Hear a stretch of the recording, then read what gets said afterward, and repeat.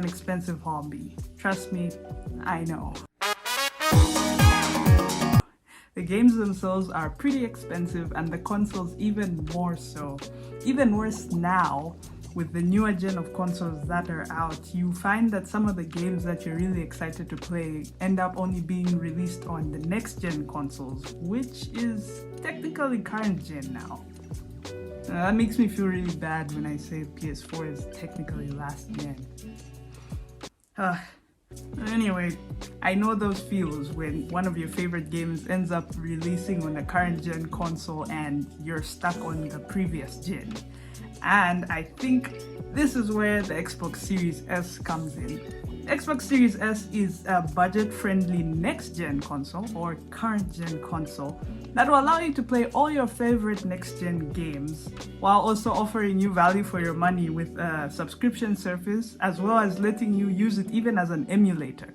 The Xbox Series S is different from the Xbox Series X in that it is fully digital, it's a little bit smaller, and it costs less. Because I think Xbox Series X costs about $500 and Xbox Series S costs $300. That's like $200 difference, right? The math was right? Tell me if I'm wrong. So all these things were it sounded like a pretty good deal. So last year, I guess, was it last year or was it the other year? I don't even remember now.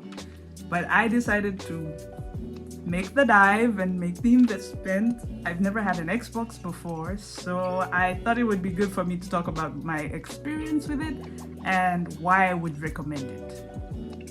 Alright, so let's start off with talking about unboxing. Unboxing itself was pretty fun and pretty easy. The box itself is pretty nice, very aesthetically pleasing. It's white with green on one side or something, and it should be like the Xbox colors or something like that. And the back has some games on it, as well as the whole Power Your Dreams line, which I think is really cute. And when you open the box, the console is the first thing you see. I lost my footage from when I was doing my unboxing. I don't even remember if I had footage from unboxing this thing because I was really excited and I was kind of sick when I got my Xbox, so I don't think I had the energy to record. So I think I will probably link someone's unboxing somewhere here. But when you open the box, the console is the first thing you see, and there's like another little compartment where the cables and the controller is. Funny story about that actually. You know, the way the box looks when you open it up, it literally just looks like there's just a console in it. And I was really panicking because I bought my Series S from Germany, I think. And I used like a translator. I translated the page because at the time all the Series S's were sold out, but for some reason the Germany Microsoft still had it. So I was like, let me just try and order from here. And yeah, anyway, so I ordered it from there, and I was kind of worried that I had messed up my order. So when it came, I thought, oh my god, did I just order a console? I was literally having a heart attack. Like I was gonna cry. I was this close. When my brother was like, hey, it looks like there's a compartment. And I was like, oh, okay. So yeah, there's a compartment there where the controller and all the cables that come with the console are.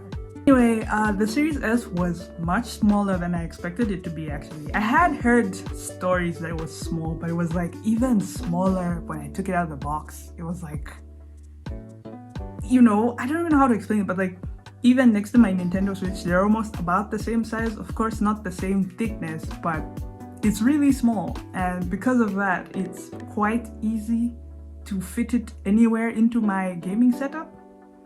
You know, calling it a setup is really generous. It's really just me putting my console next to the TV somewhere, and that's my setup. But you know, because it's really small, I'm able to easily move it from living room and to my room, because sometimes maybe my brothers want to use it and I don't want them to be in my room. So I will just, it's so easy to just literally unplug it, grab it and all the cables and take it. There's no spaghetti, you know, the cables aren't all, there's not many cables anyway, so it's very easy to move around, and I think that was a plus because, and it's also really light. It fits in my backpack really easily, so that also makes it really easy to transport. The controller itself is very nice, actually. It's really nice. I've never owned an Xbox controller before, so maybe to some people this isn't really new. Honestly, I always used to clown on how big Xbox controllers were, but I actually ended up really liking this. When I held it, it sat very nicely in the hands. It has like a sort of rough texture at the back, and how it's really rounded. So because of how rounded it is, it sits so nicely in the hands. Like my hands don't get cramped when I'm playing at all. So that was a plus. I really liked that. I also like how the thumbsticks are put, the whole opposite one another thing. That also makes it really comfortable. The buttons on the controller are also really nice. They're very clicky. I really like clicky buttons. I don't know what it is, but it's very satisfying to press. Like even when I press, I know that I have pressed because there's audio feedback that I've pressed the button because of the click. So that was very satisfying. Although the clicks can get loud when you're trying to be quiet. They're quite loud, but I think I don't mind it like that. I think the only downside I had with this controller was that in 2023, Xbox is still using batteries in their controllers, double A's. Yeah, the controller runs on double A's, so if you don't have any double A's, you can't use your controller. Oh, I mean, you can. If you connect a cable to it, you can use it by it being connected to power all the time. But as somebody that's used to the rechargeable controllers coming from PlayStation, I was very sad to see that even their next gen console still runs on AAA's. So if you don't have any AAA's or whatever, it's gonna be a bit uncomfortable for you. If you're with me, I prefer that wireless experience. But I think the best thing you can do for yourself here is what I did. I ended up just buying a bunch of rechargeable batteries, so that whenever they run out, you literally just put them onto the charger and then you can go about your day when they're charged, because you're gonna end up spending a lot of money on batteries if you keep just buying new ones. So I would really advise that you get yourself a bunch of rechargeables right away. The good thing though is that Microsoft sets you up with your first set though. When I opened the box, there were actually 2 AA's in there. I forgot what brand they were, but they were really good. They lasted me a good while. I was actually shocked and sad when they died, and then I remembered, oh wait, this controller runs on batteries. I had to go buy batteries. So just keep that in mind. Other than that, like I said, the box also comes with the HDMI cable and the power cable for your console. Anyway, needless to say, I was pretty pleased with what I got right out of the box. At least I was happy that they at least were kind enough to set me up with some batteries. Console looked good, the controller was good, I was satisfied. Now let's talk about the experience I had with the performance. Now I'm not somebody that's about to go deep into specs and how many Ks your TV has to have to run good graphics. But I will try to stay surface level so that I also just don't lose anyone and get too boring. So I'll try not to dwell on this section for too long. So one of the things that got a lot of people excited about Xbox Series S and X is that the console can do up to 120 frames per second. And if you don't know what that means, don't worry, let me just break it down in.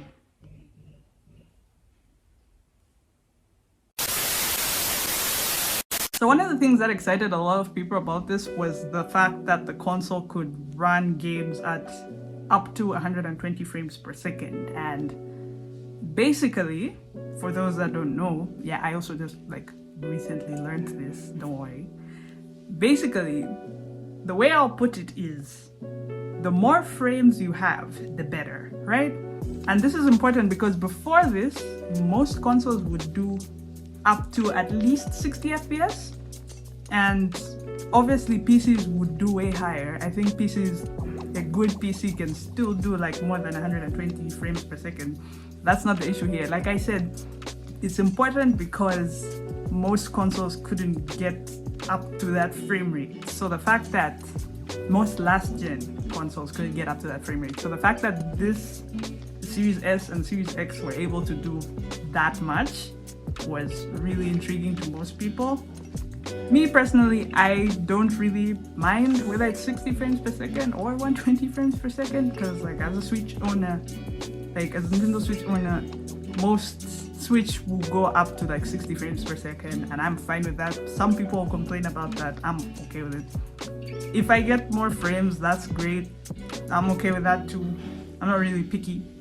But if that's something that would interest you, now you know. And then resolution wise, the Series S only does up to 1440p, unlike the Series X, which does up to 4K. I still think 1440p is great. I've been doing just fine with 1440p, but if you're a graphics head and 4K, it's 4K or die, you might not like this thing. Also, as a PS4 owner, I will say that this thing is really quiet. I say this, I'm giving context for this, because if you're a PS4 owner, you know how loud those fans can get. Like, PS4 fans are loud. Like, I would literally try to boot up just like Kingdom Hearts 3, and instantly the living room sounds like an airport. It is loud, loud, loud. Can you guys hear this? I'm literally just playing Kingdom Hearts 3 and it sounds like this. So it's so insane to me that I can turn on my Series S and play something like Elden Ring, which would probably drive my PlayStation 4 crazy. Play something like Elden Ring or Call of Duty and the fans will be so quiet. Like sometimes I'm even like, does this thing even have fans? Because it's really quiet, unless maybe you like put your ear to it. It's insanely quiet, and it seems to handle games with really good graphics well, even though it is a little console. So it's a beast in its own right, so don't discredit it. All in all, even as a non-graphics gal, non-performance gal, I was impressed with how this console worked. It looked great, it sounded great. Well, technically there was no sound, so that was great. It looked great and it ran great. I was happy. I was totally happy. Now, let's talk about my absolute favorite thing about just an Xboxes in general. Is that the plural of Xbox?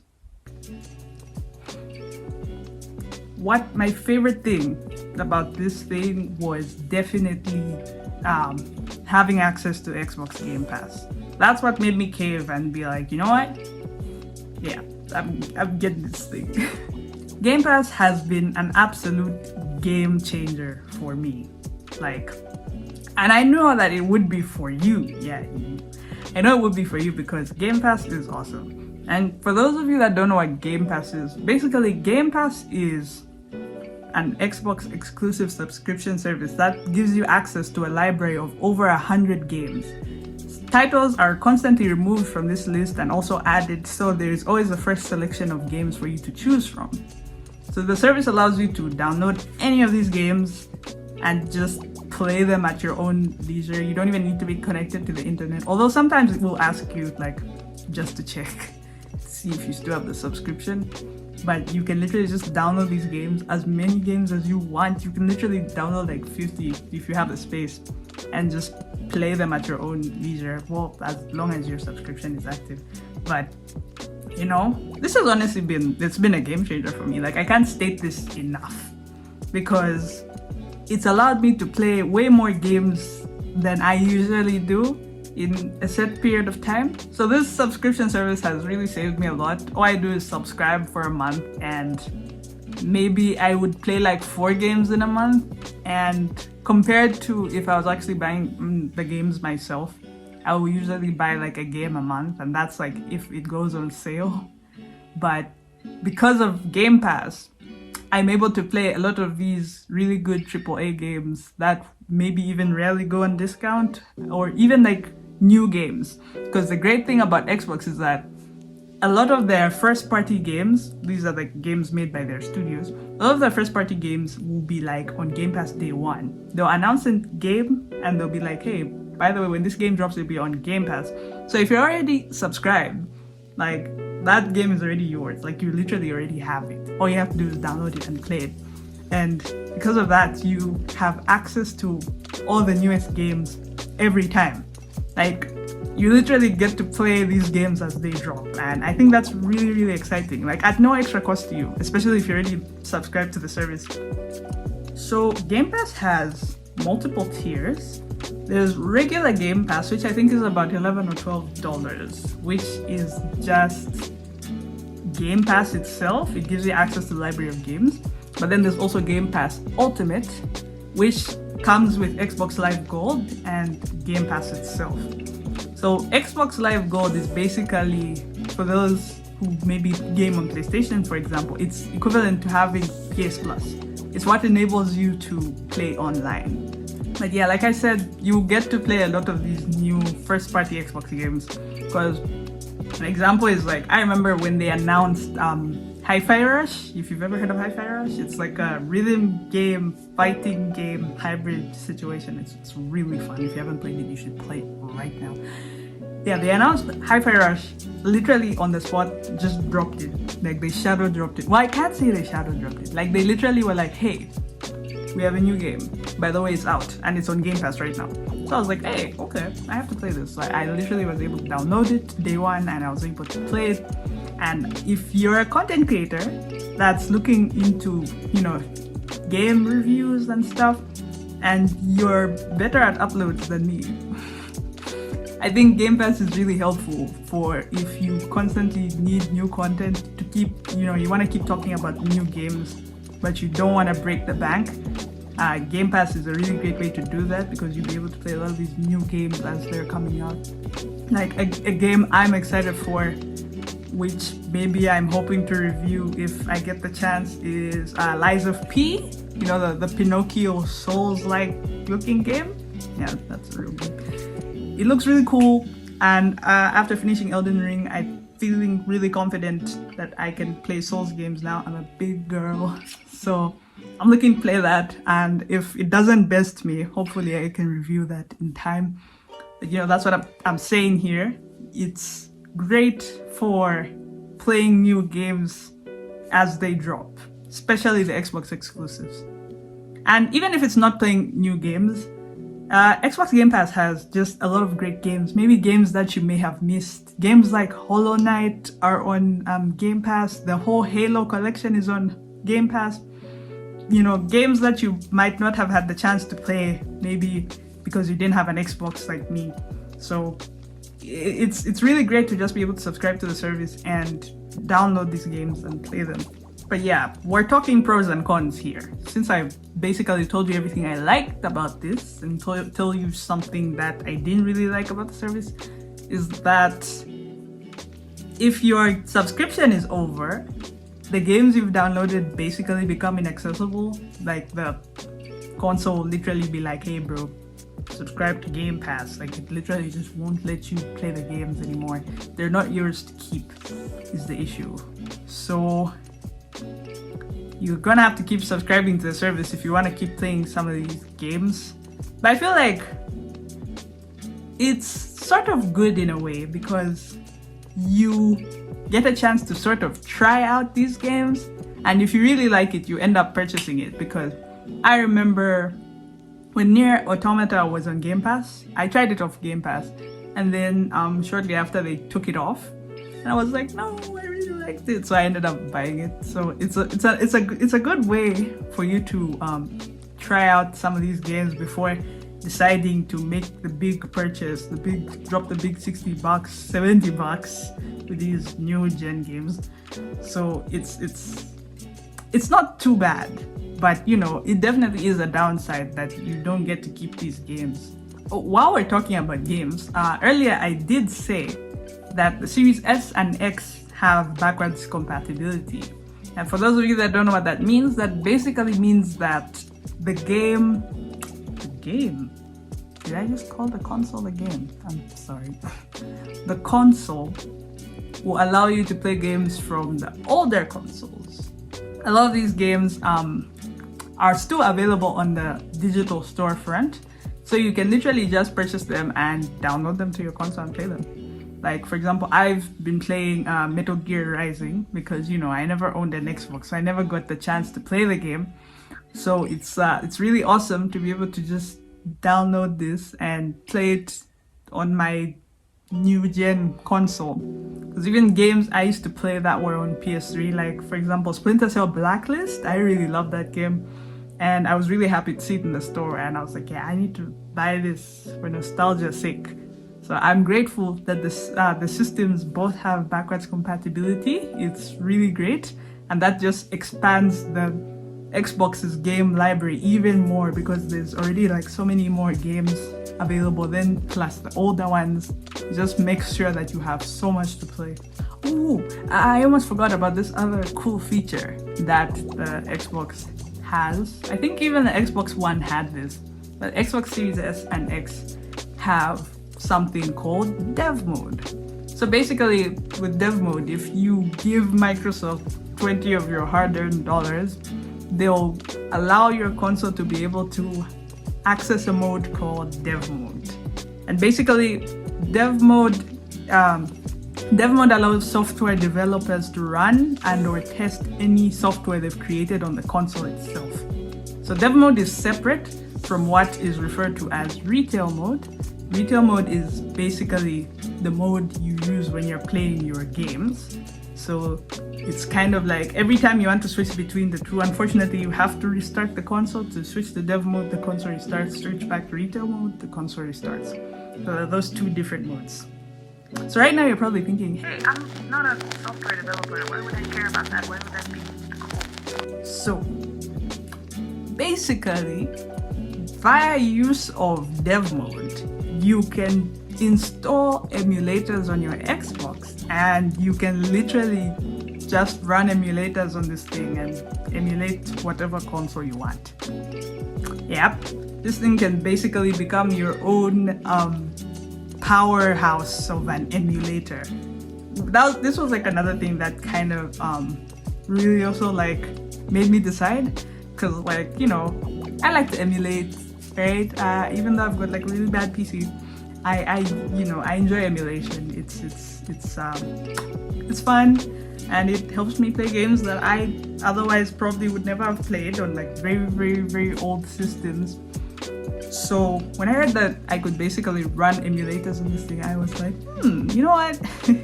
Maybe this is for me. Cause I was running the GameCube emulator, and I was playing Twilight Princess, the GameCube version. So that was fun, because I never really got to play it on Wii, so that's fun. So if you're one of those people that likes to emulate, hey, this thing is an emulator, so it's the best of both worlds, really. I think I still have footage from me doing this whole setup, but it was kind of long and tiring, and I think that's a topic for another day. I'm not gonna talk about how you can do it and blah blah blah. Maybe you should just like watch a tutorial on those.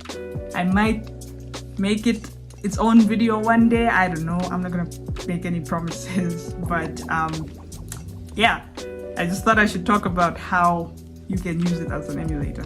All in all, as a first-time Xbox haver, I think I got the value for my money, really.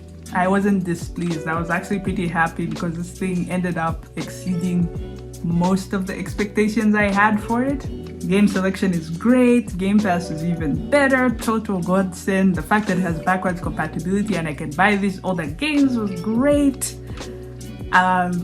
Dev mode was also another plus. I was really happy that that was even just a thing, so that was nice to have. Basically, I feel comfortable recommending this thing to anybody that's looking to have a machine to play all these next or current gen games without completely breaking the bank. So I would definitely recommend getting this. It's definitely worth it. It's not overhyped or anything. And especially if you're like me and like 80% of your game collection is digital and you don't really mind having a fully digital console, like I'm totally okay with it. It's a great console. It's a little beast. Don't discredit it just because it's small. But yeah, I recommend it. I'm having a great time with my Xbox and it's become part of my regular rotation. I play it very often, especially when new games are added to Game Pass that I want to play. I think most of the games I finished this year have been off Xbox because I've been playing a ton of games from Game Pass. So I definitely recommend getting this console if you're, you know, teetering or on the fence here. I will definitely say go ahead and get it because you definitely won't regret it. So what do you think about Xbox? Have you owned one before, or are you thinking about owning one? And were you looking at maybe the Series S and or X? You know, tell me in the comments below. Let's talk. I hope this video maybe persuaded you to get a Series S. Yes, yeah, Don't forget to like and share the video. It really helps the channel, really helps me. Thank you. And I'll see you guys in the next video. Bye.